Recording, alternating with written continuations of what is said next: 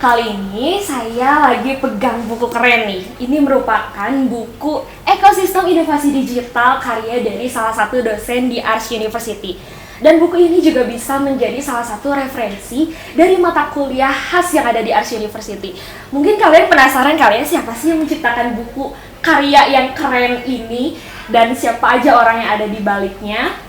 Mungkin tanpa berlama-lama lagi kali ya, kita akan berkenalan sama beliau dan juga menggali lebih jauh tentang sebenarnya buku ini tuh buku apa sih. Halo Bapak. Halo lagi Zaira. Bapak boleh diperkenalkan dirinya terlebih dahulu kepada Arsnesia. Oke. Halo Arsnesia semuanya. Perkenalkan, nama saya Wiseto Agung. Saya dosen di Ars University. Oke, Bapak, aku pengen tanya nih, sebenarnya buku Ekosistem Inovasi Digital itu gambaran umum di dalamnya itu sebetulnya berisi tentang apa sih, Pak? Buku Ekosistem Inovasi Digital ya. Sebenarnya isinya ada tiga. Ya. Yang pertama ini buku ini cerita tentang tren teknologi digital ya, kayak big data, blockchain, cloud computing dan sebagainya ya, teknologi digital yang lagi tren. Kemudian yang kedua berisi ekosistem industri digital. Kalau kita bicara tentang digital, itu industrinya kan luas. Nah, itu betul. Di industri itu isinya apa aja, itu dibahas di buku ini. Dan yang ketiga ini membahas tentang bagaimana cara berinovasi, menciptakan produk-produk digital dengan cara-cara yang efektif, efisien. Nah, itu 3 hal itu. Berarti lengkap banget ya teman-teman, di dalamnya ini ada 3 poin utama ya Pak yang tadi sudah disebutkan. Nah, kira-kira ada nggak sih alasan yang melatar belakangi sebenarnya buku ini tuh diciptakan atau ditujukan untuk apa sih Pak gitu? Jadi kan pasti Zahira tahu dong, sering dengar bahwa ada yang namanya bonus demografi ya. Yeah. Dalam beberapa tahun ke depan ini kita akan dapat banyak sekali anak-anak muda dengan usia produktif ya. Nah, dan juga sekarang di eranya era digital. Nah, makanya anak-anak muda kita itu harus tahu tentang digital, bukan hanya kita sebagai pengguna, jadi konsumen, tapi bagaimana kita bisa lebih produktif. Betul. Nah, untuk itulah buku ini kita tulis. Gitu. Oke, itu berarti tujuannya teman-teman. Nah Pak, kira-kira di dalam buku Ekosistem Inovasi Digital ini ada gak sih part atau bagian yang menarik menurut Bapak? Nah gini ya, sebenarnya kalau kita bicara tentang buku ini khususnya, ini kita melihatnya harus secara keseluruhan, supaya kita paham keseluruhan juga. Jadi kalau kita lihat di bab 1 itu ada gambaran bagaimana seseorang yang sudah membaca buku ini dan mempelajarinya dengan benar, itu bisa menciptakan atau membuat apa saja, gitu. Dia bisa, contohnya di buku ini ya, jadi ada seseorang yang udah baca bukunya dengan teliti, kemudian dia bisa menemukan permasalahan yang ada di sekitar dia, kemudian dia solusikan dengan digital, kemudian juga membuat sebuah startup digital, dan dia bisa mendapatkan, atau sebelum mendapatkan dia juga membuat dengan langkah-langkah inovasi yang diajarkan di buku ini, termasuk juga bagaimana dia bisa mendapatkan pendanaan untuk memperbesar bisnisnya. Infonya di sini lengkap. Di sini semua ya teman-teman, kuncinya ya Pak ya. Betul. Nah sekarang kita membahas terkait timeline ya, dari segi timeline. Kira-kira berapa lama sih proses pengumpulan, mungkin dari pengumpulan informasi atau mungkin dari sebelumnya Bapak mendapatkan ide untuk akhirnya bisa menjadi buku yang utuh dengan informasi yang banyak, itu kira-kira butuh waktu berapa lama? Proses penulisan mulai dari riset dan sebagainya ya. Betul. Kalau dihitung-hitung mungkin ya kurang lebih 1 tahun mungkin ya.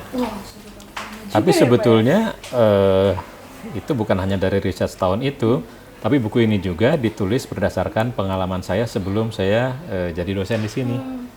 Jadi saya dulu kerja di industri dan saya terlibat dalam program untuk membangkitkan industri digital, khususnya bagi startup-startup muda gitu ya.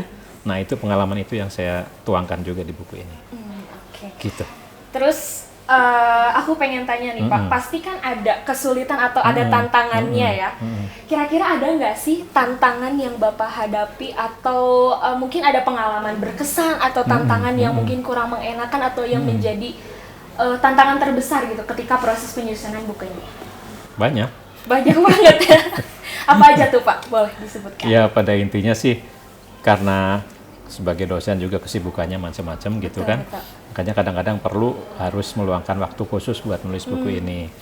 Nah biasanya saya bisa betul-betul konsentrasi nulis itu malah justru kalau nggak di weekend atau di hari biasa tapi pagi-pagi banget. Jadi kalau pas saya bisa bangun jam 4 pagi gitu baru buka ini dan saya paksakan bahwa harus ada progres gitu. Sehingga ya alhamdulillah bisa beres juga. Mungkin karena Bapak juga pasti sibuk gitu ya Pak ya, di luar jadwalnya mungkin di kampus, mungkin ada kegiatan juga di luar gitu ya.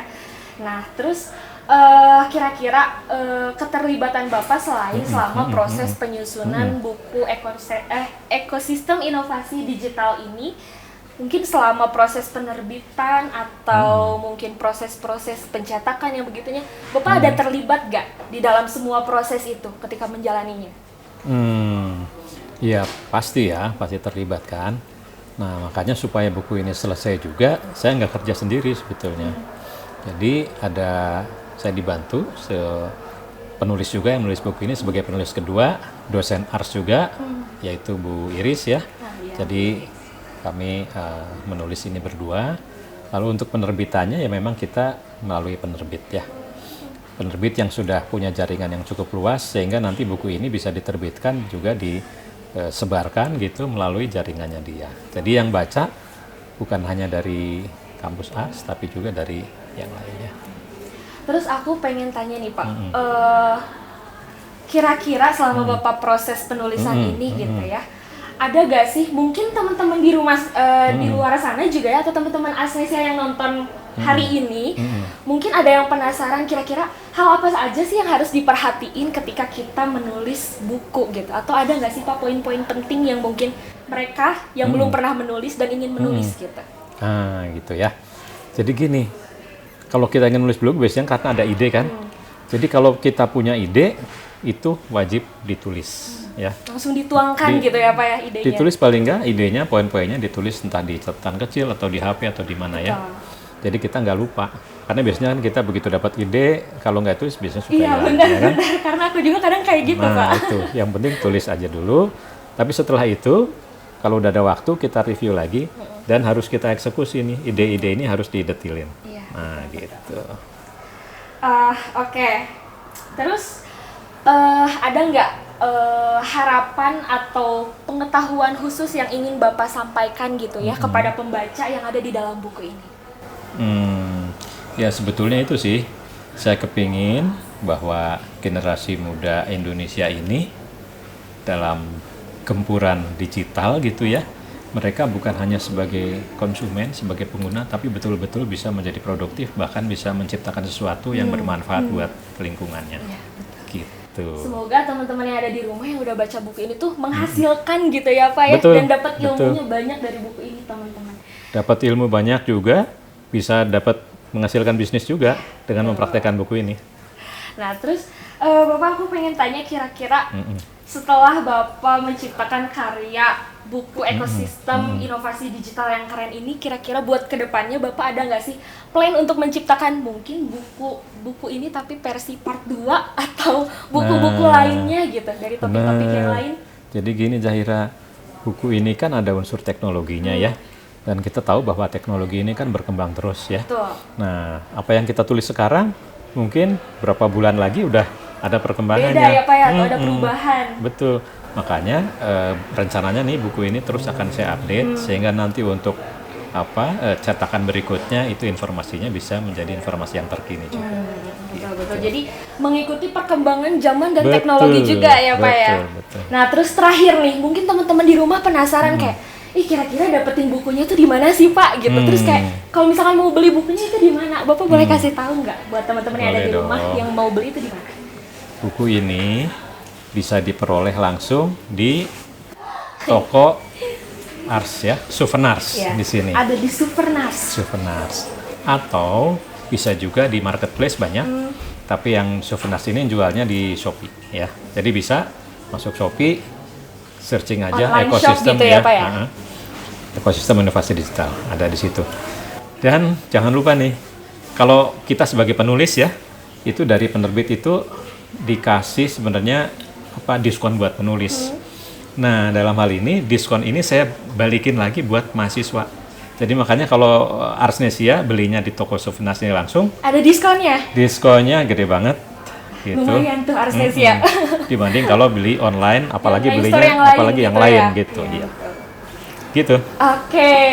Oke teman-teman, gimana kira-kira kalian puas gak sama informasi yang udah kita gali tentang buku ekosistem inovasi digital ini?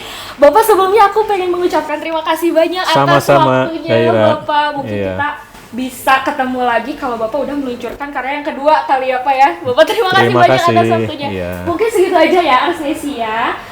Sampai ketemu di video yang selanjutnya. Dadah. You are? Yes, we are.